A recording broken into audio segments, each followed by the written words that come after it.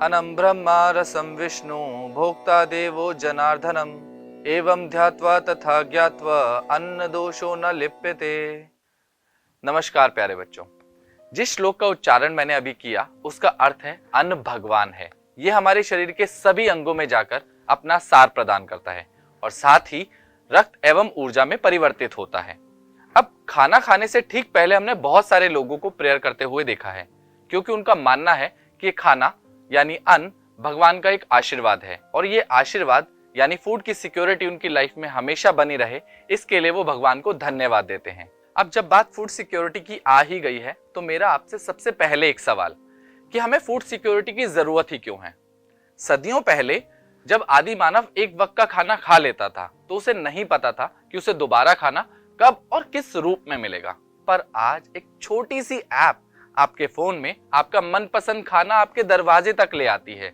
ऐसे में आपको लग रहा होगा कि खाने की कमी की समस्या केवल गरीबों के साथ है, जबकि नेचुरल क्लैमिटी या नेशनल डिजास्टर जैसे अर्थक्वेक, ड्रॉट, फ्लड, सुनामी या फिर क्रॉप फेलियर की वजह से आए फेमाइन, इन सभी की वजह से खाने की कमी की समस्या से पूरे समाज को जूझना पड़ सकता है। अब आपके दिमाग में एक सवाल आ रहा होगा कि नेचुरल क्लैमिटी की वजह से फूड सिक्योरिटी कैसे अफेक्ट होती है। चलिए समझाता हूं। नेचुरल क्लैमिटी जैसे ड्रॉट यानी सूखा पड़ना, ऐसी सिचुएशन में पानी की भारी कमी हो जाती है और साथ ही साथ सॉइल भी अपना मॉइस्चर लूज कर देती है, जिसकी वजह से क्रॉप फेलियर होता है। अब क्रॉप फेलियर की वजह से फूड प्रोडक्शन नीचे चला जाता है और फूड प्रोडक्शन के गिर जाने की वजह से सप्लाई चेन डिस्टर्ब हो जाती है। अब मार्केट में फूड की डिमांड तो है पर सप्लाई बहुत नीचे है, जिसकी वजह से प्राइसेस लगातार बढ़ते रहेंगे और ऐसे में बढ़ती हुई कीमतों पर खाना खरीद पाना हर किसी के लिए संभव नहीं होता। और जरा इमेजिन कीजिए अगर ये सिचुएशन किसी बड़े इलाके पे लंबे समय के लिए आ जाए, तो ऐसे में इस सिचुएशन को स्टारवेशन और एपिडेमिक में कन्वर्ट होने में टाइम नहीं लगता और साथ ही ये आगे और भयानक फेमाइन का रूप ले लेती है। चलिए अब समझते हैं फेमाइन क्या होता है। फेमाइन एक ऐसी सिचुएशन है जहां हजारों लाखों लोग भुखमरी और महामारी की चपेट में आ जाते हैं और अपनी जान गंवा देते हैं। इसे हिंदी में अकाल कहते हैं। भारतीय इतिहास का सबसे बड़ा फेमाइन 1943 बंगाल में रिपोर्ट हुआ, जिसे बंगाल फेमाइन के नाम से भी जाना जाता है। बंगाल की स्टेपल डाइट थी राइस यानी चावल। ज्यादातर लोग यही कंज्यूम करते थे। बंगाल में फूड क्रॉप्स की जगह कैश क्रॉप ज्यादा लगाया जाता था, जिसकी वजह से भी फूड शॉर्टेज ज्यादा थी। बहुत सारे नेचुरल और पॉलिटिकल कारणों की वजह से यहाँ पर क्रॉप फेलियर हुए और उसके बाद फूड की शॉर्टेज होने लगी। यहाँ पर लोगों के पास खाने के लिए कुछ नहीं था। ऐसे में ब्रिटिशर्स ने इस सिचुएशन को पूरी तरीके से इग्नोर किया, क्योंकि उनका सारा फोकस सेकेंड वर्ल्ड वॉर को जीतने में था।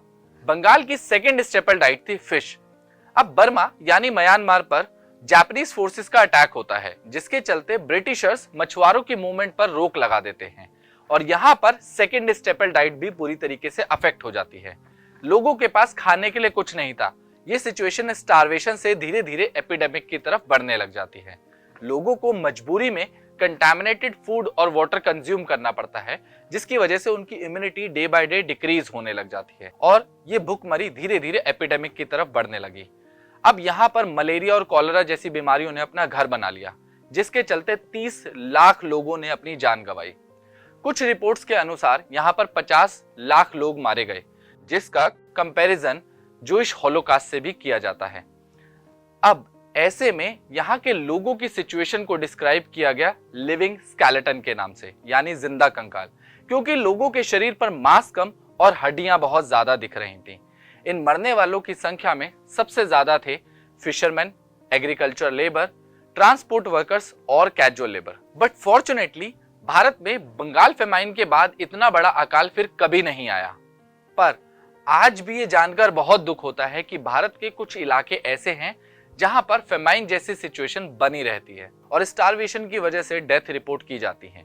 फिर चाहे झारखंड का पलामू डिस्ट्रिक्ट, राजस्थान का बारन डिस्ट्रिक्ट या फिर उड़ीसा का काशीपुर और कालाहांडी जैसे इलाके हों। और इसके अलावा और भी कई सारे रिमोट एरियाज हैं जहां पर स्टारवेशन की वजह से डेथ रिपोर्ट की जाती हैं।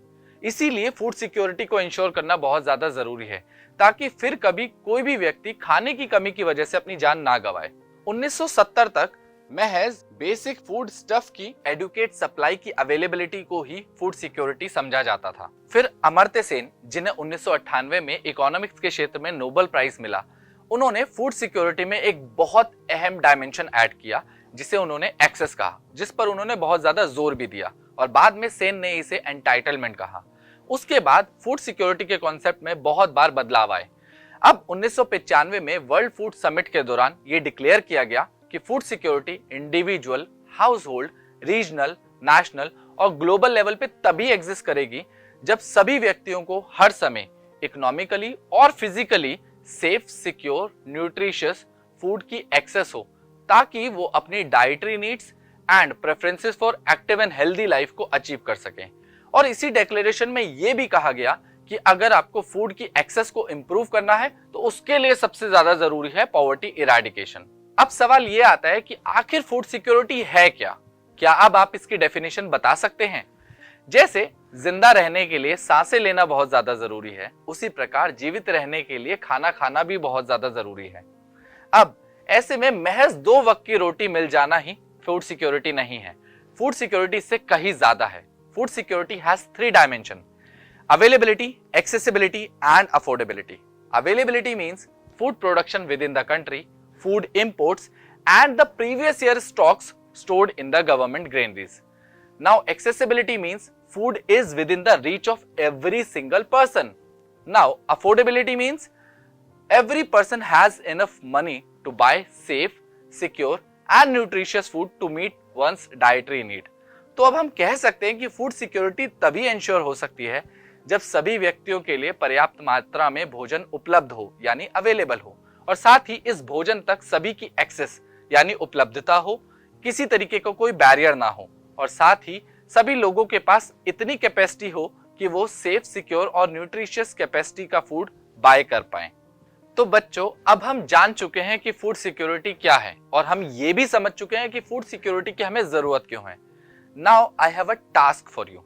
अब आपको बंगाल फेमाइन को अच्छे से स्टडी करना है और साथ ही साथ बंगाल फेमाइन के पीछे क्या कारण रहे उनको भी अच्छे से समझना है। अब मैं आपसे मिलता हूं नेक्स्ट वीडियो में। Till then keep learning and keep smiling.